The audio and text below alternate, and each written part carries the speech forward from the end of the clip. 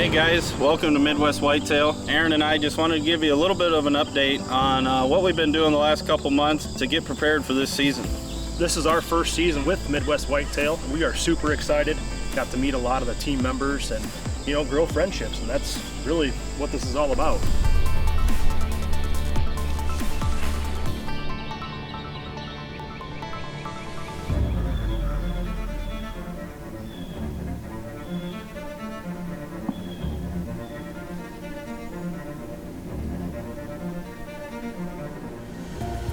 Oh, there's a buck down there.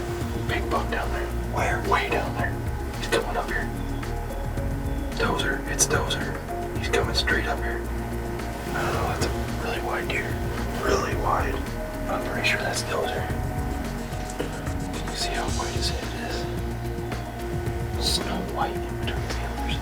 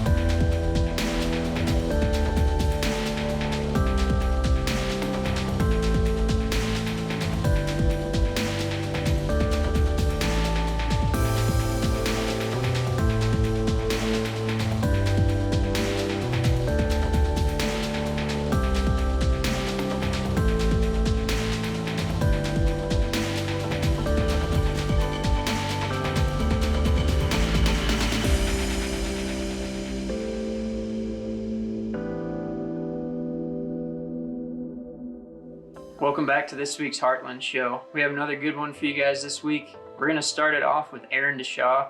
He made it out during early muzzleloader a couple weeks ago, and he had an awesome hunt and was able to take down a deer he calls Dozer. That's going to be an awesome one I think you guys will really enjoy.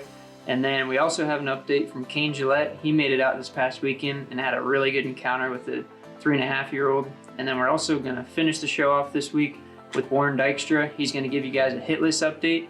Kind of give you an idea what he's going to be going after for this year. So I think you guys are really going to enjoy this week's show, but we'll get to it right now.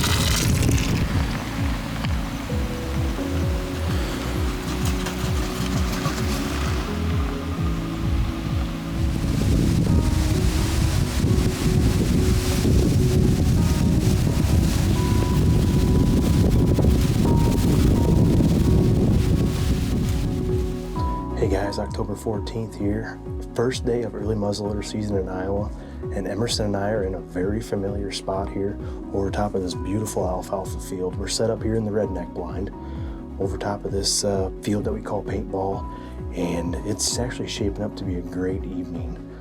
The sun actually just started to come out, and we've actually had 3 days here of rain that have been working through this area, and the cuttybacks really haven't been getting many pictures sent, so we're thinking that tonight could be the ticket. And I feel like with the weather change that we had, we dropped about 11 degrees from yesterday. These deer are going to be out in this alfalfa field, and hopefully we can catch up to one of our targets here in this field today. So that would be awesome to be able to get it done here on opening day. But a few of the target bucks that we have here on this piece that we're really looking at tonight is the first one is we actually introduced him as the Big Ten in the earlier episode when we were talking about our off-season work. We got a few more better pictures of him on the cuttybacks, and after Emerson and I went through and looked at him a little bit better, that's actually Tex. And if you guys remember, that's a deer that we had an encounter with in this exact same spot on the third day of early muzzleloader season last year. You guys remember he came out to the right of us here. We didn't quite have the windows open because we didn't really have a favorable wind that morning, or that evening I should say. So we had to get the windows flipped up, and he was on a rat race across the alfalfa field, so we weren't able to catch up with him. But the cuttybacks have been showing that he's been hanging out still in this area, and that would be a great ending to the story of Tex if we can get it done here during early muzzleloader. A few other bucks that we're kind of looking at that, you know, it's going to kind of be a game time decision. We'll have to kind of see them on the hoof, but they've showed up here in the past few weeks. We have one buck we're calling the split G2. He's just a really, really heavy 10-pointer, split on his left G2. He's kind of been hanging out in this field as well. There's another buck that we're calling splits. He actually has a split G2 and G3 on his right side, and then a split G2 on his left side as well. Another big mature body buck that we're looking to maybe get after here tonight if he shows up in this field. And then the last one that's really been showing up in this area is an 8-pointer with a split brow. He's got a really, really big split on the right brow tine, and he'd be another one that I'd really like to catch up with in this area. But it's shaping up to be a great evening here. It's great to be back. This is actually my first hunt of the year. We're hoping to keep this train rolling, and we're going to see what happens tonight.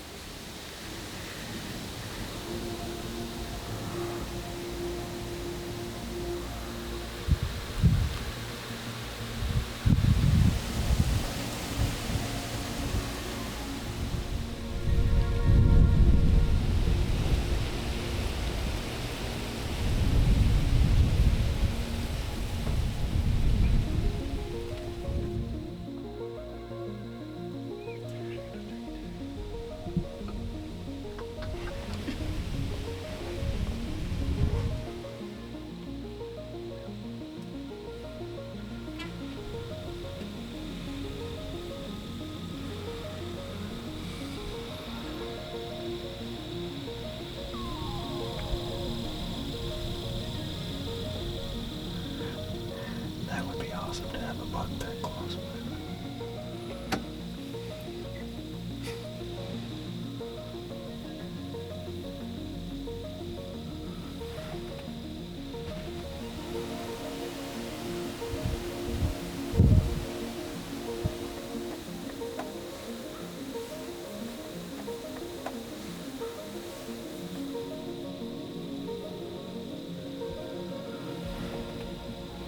Look at the freaking body on it. Oh, he just put his head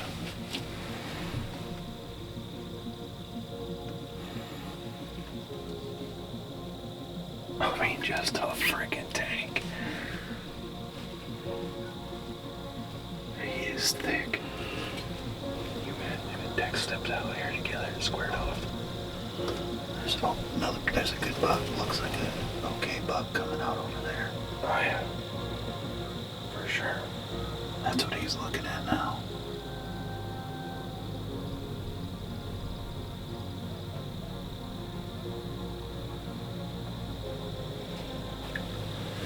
Him on that other one now.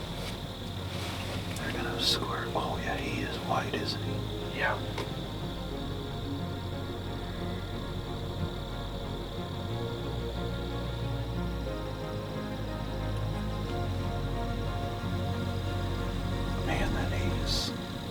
He's huge.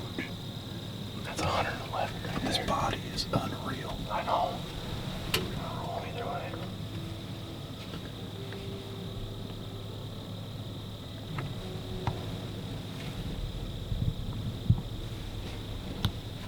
I think we should deal with it. That deer's a stud.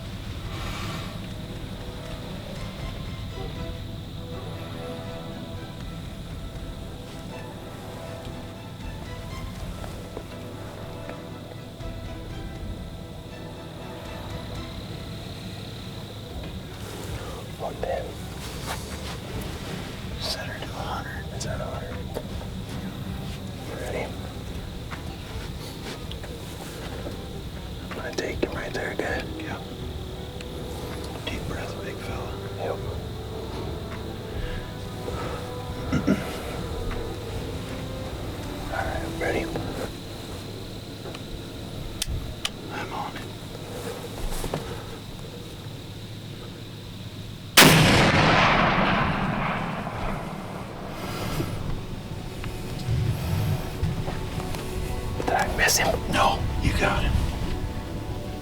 You sure?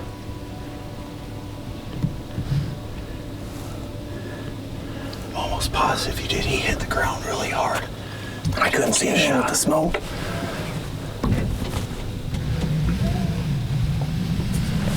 I was gonna say I had it right on him. I'm almost positive you had to have hit him because he dropped to his knees when I couldn't see anything. There was smoke everywhere. Oh my God. I don't know if we're gonna be on it. Holy cow. Is that good? Yes, sir. You ready? Tell me when. You're good. Did that just happen? The first night out here, guys. And that was one of the bucks that we just talked about in the opening interview. The split brow 8-point. And he came out, we were glassing, there was a big body, I mean a giant body 8-pointer up here on the west end. I'm sorry, I'm shaking, I can barely talk.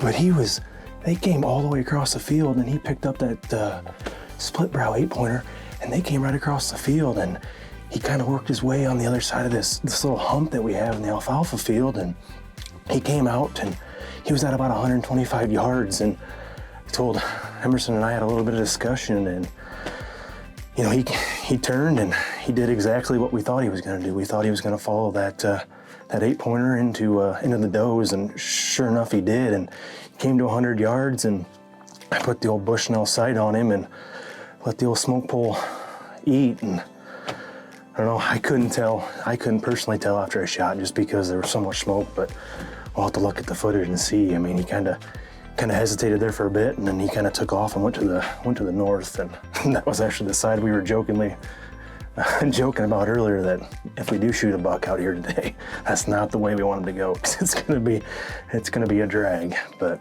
I hope we got it on him. I know we practiced today. We practiced up to 100 yards today with the muzzleloader. We're out shooting and we had a good group, so I feel confident in it. But we're gonna give him a little bit of time here, watch the footage, and man, opening day of muzzleloader, we might have a buck. Yes. Oh, I'm shaking. Dude, I still am too. My hands are shaking so Oh man. Well, guys, we ended up backing out. We didn't find any blood. We walked down that field edge, down to the timber. We're kind of looking there. Emerson actually was kind of scanning the field edge, and we found eyeballs that were kind of laying in some CRP, a little drainage ditch that kind of goes into the timber. So we were kind of cautious, thinking that may be him. The eyeballs were kind of moving, so that did indicate that he is still alive, but he's laying there. We kind of went around him just a little bit toward the timber's edge just to get a kind of a better look at him, and you could see his antlers. So it's unfortunate. It's not the way you want him to have to suffer like that. But we are adamant that he probably is going to expire there this evening. I just hope that he'll lay his head down and fall asleep and peacefully expire this evening. But again, like I said, it's not the way you want it to go. You don't want the animal that you're hunting to suffer. And I just feel for him. As a hunter, it's my job to make the most ethical shot, but things happen, and but we're gonna give him some time here, and hopefully that he can expire there, and we'll be going after him in the morning and lay our hands on him. Well, guys, here we are the next morning. Emerson and I are out here. It's a little after 8 o'clock right now. We gave him about 14 and a half hours. We're just to the corner here. We're gonna walk around, kind of glass down on that bottom where we basically saw him laying last night when we were looking for blood. So, well, luckily enough, we saw his eyes. Emerson saw him, and we backed out before we bumped him. So we have our fingers crossed that when we walk around this corner and glass down, that he'll be still laying in that spot, and hopefully expired, and we can finally put our hands on him. So it was a sleepless night, as you guys would mostly expect, but hopefully it'll pay off here this morning.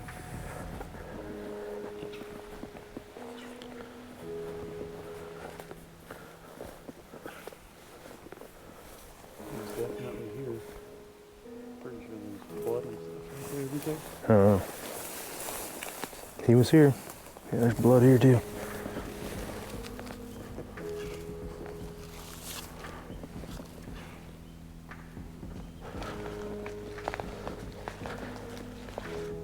We know he's that way somewhere. I think he probably, I would have thought he would have from there just and in. Hopefully bedded, I mean, bedded back down right over here somewhere. I mean, if that actually is Dozer, that's his general home area, and they're gonna go back to their home area when they get shot, so. And there's water that way. I mean, I would think if he's hurt, he's gonna try to find a place to hide that he can look out and see.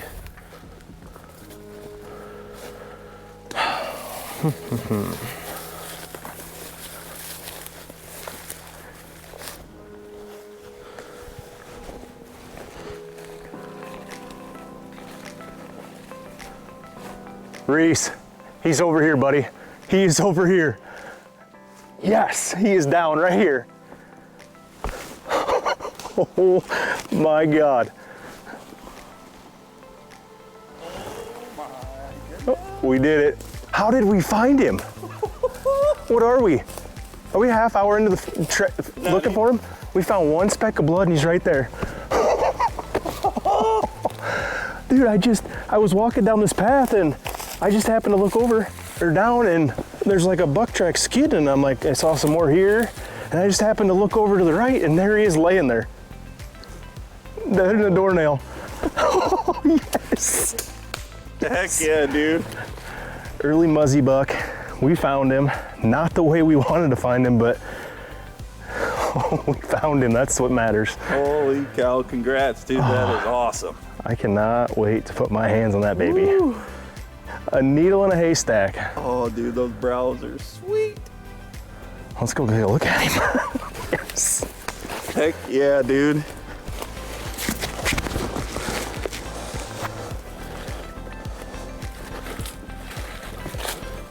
Oh yeah, look at him. Look at that deer. Look at that brow. That is an old deer there. Oh yeah. For sure. Wow. That brow is sweet.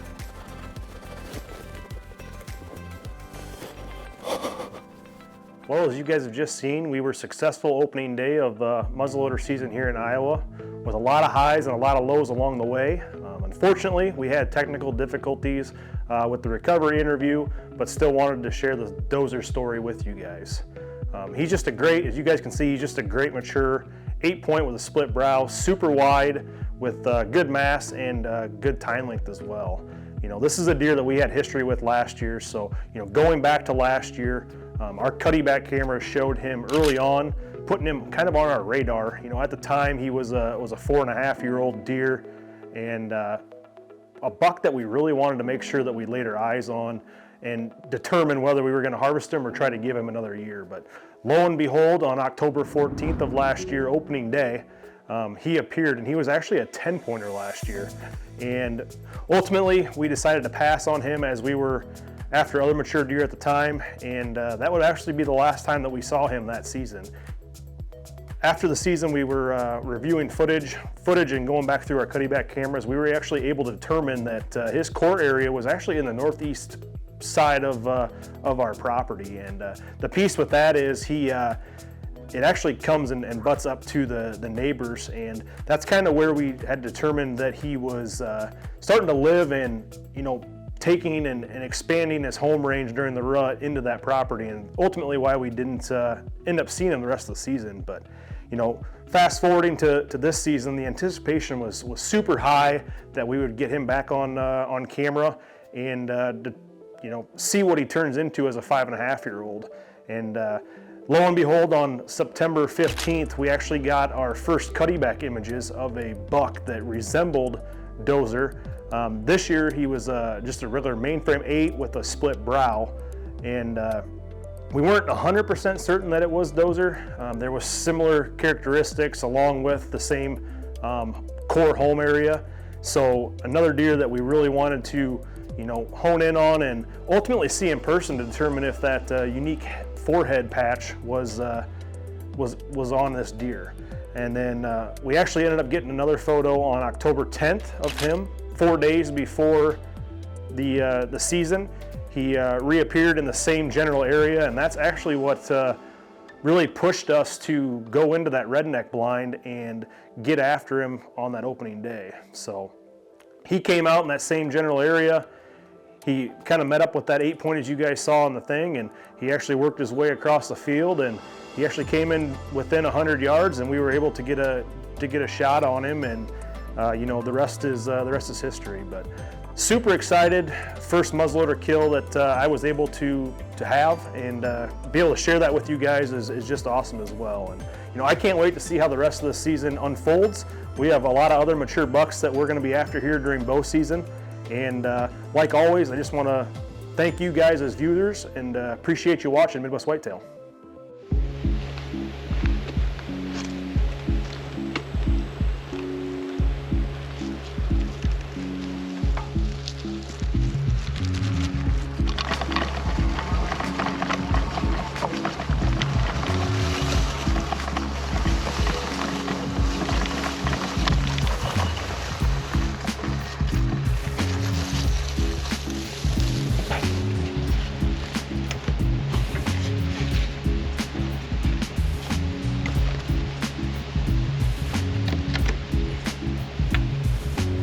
Alright guys, well I'm all set up in the blind now. I had to take some layers off as I was getting ready. Just got down to my t-shirt. I was sweating in here a little bit, so it is warm. It's about 68 degrees.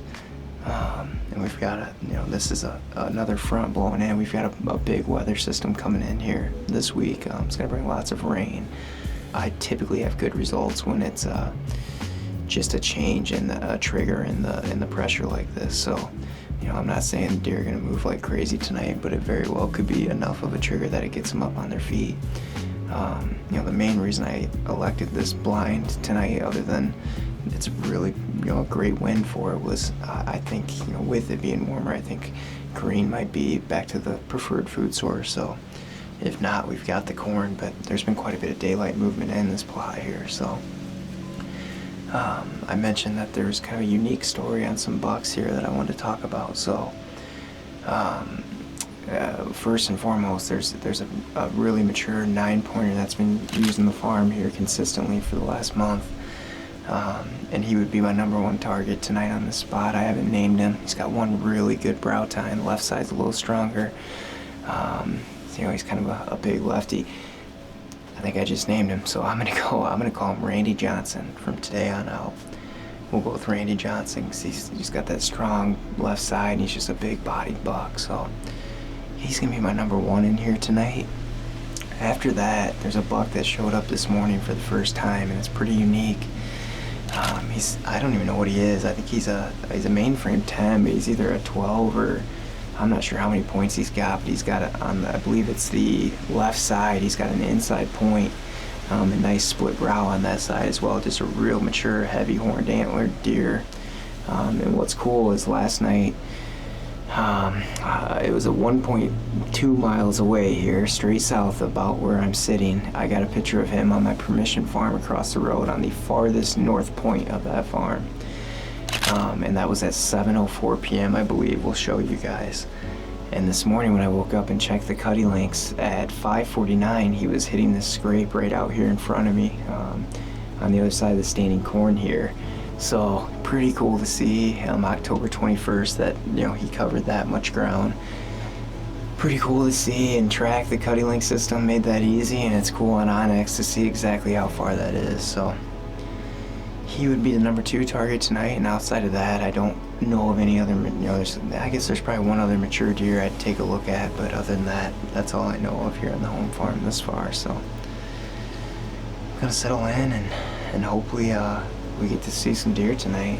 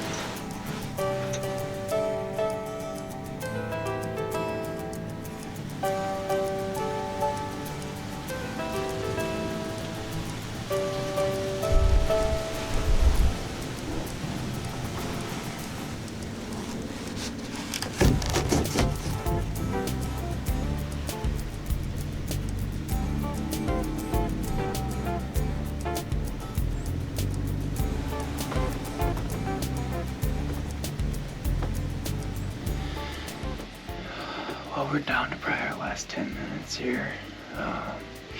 That young buck worked off a few minutes ago. I definitely think he was watching another buck, because when he did walk away, it looked like he bristled up a little bit, but I never saw another deer, so overall it was a fairly slow set. Right at 6 o'clock there, movement picked up like I thought, and I saw 4 deer. That little fawn was coming in, and then that buck was bumping some does back there. So if anything else comes out, I'll definitely bring it to you guys. But if not, that's gonna wrap up tonight's set.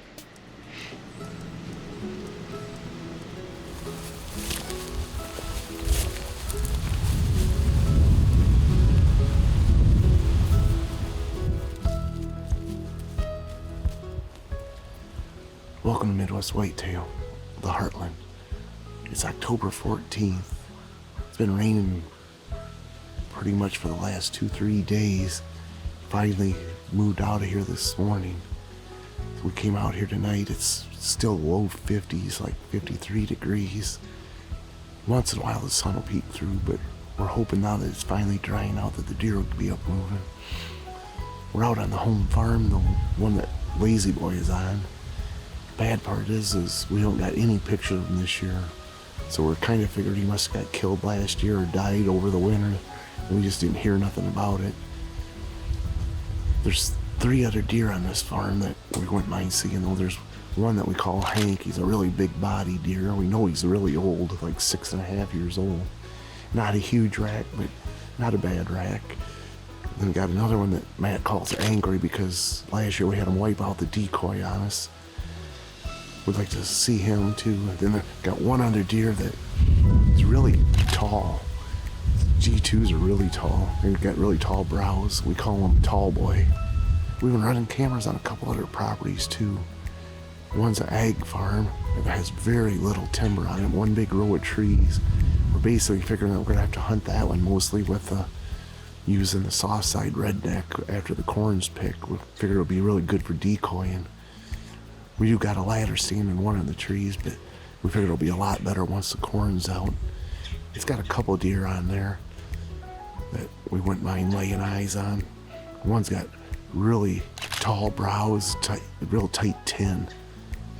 He'd be a nice one to see, and we're gonna settle in here tonight, and hopefully there's some does will come by because we got doe tag in our pocket. And if not, hopefully Hank will show up. We'll see what happens.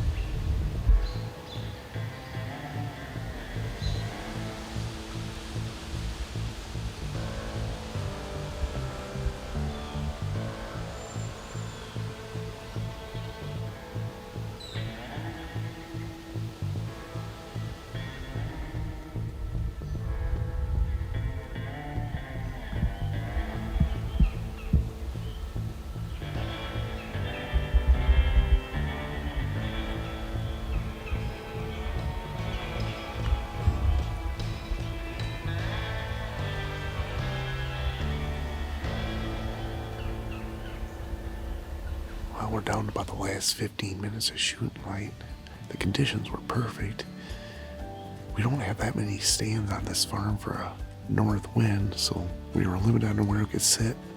Only thing we had go by us tonight was a bobcat, which was still pretty neat. We just a little bit ago got some pictures sent to our phone from our Cuddy Link system. We had one buck that we got some history with, a 9-pointer. He was up on the far north end of this section. And we had another buck that was down in the valley. Fortunately, they didn't come to where we were sitting tonight. We're gonna sit here for the next 15 minutes. If we don't see nothing, well, that'll be it for the night. So thanks for watching Midwest Whitetail. I hope you guys really enjoyed this week's show. As you guys saw, Aaron, congrats again, man. That was an awesome deer, and hopefully Warren can catch up with a few of those deer that he's going after for this year. But that's going to be it for this week. As far as going forward, we have an awesome cold front rolling through the Midwest this weekend. It's actually starting tomorrow night. Tonight, as you guys are watching this, temps are supposed to drop all day long, and then Saturday, Sunday, Monday, Tuesday, it's going to be that cold front that honestly everybody waits for all year. It's pre-rut right around Halloween, so these deer should be up on their feet moving, and I have a feeling there's going to be a few pro staff members this weekend having some pretty good encounters, if not kills. So definitely tune back in next week for the show, but for this week, that's it, and thank you guys for joining.